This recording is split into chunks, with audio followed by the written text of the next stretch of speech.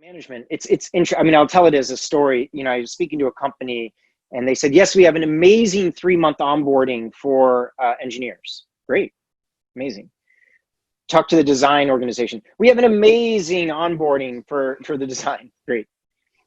What about product? Oh, we just give them a bunch of links and sit them down at their machine and say, this is your team. And, get it. You're so busy the day you walk in, 30 minutes into being there, you somehow are up and running, right? And this happens in a lot of organizations. And, meanwhile, and a lot of it's our own doing. There's so much to fix and so much to get under control that we just, even if the manager says, I'd like you to take time to talk to customers and get to know people who are doing whatever, we just jump right into doing it.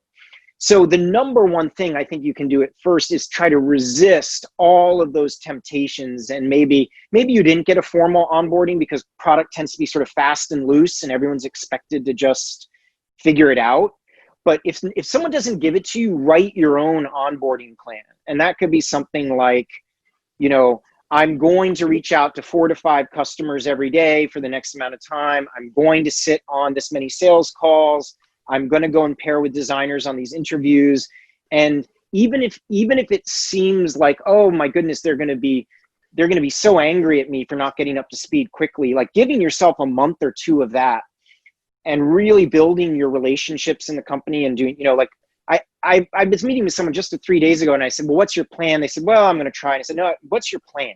And I said, coffee every day, 5 customers a day, 3 sales calls a day, 1 hour of reading, and then tell your team that you just need a month or 2 to get going. That's the advice that I give, and it's very hard. I'm not saying that it's easy, but it's the thing you need to do to slow down. And I think they did research one time that the kickoffs of projects dictate sort of 80% of the project.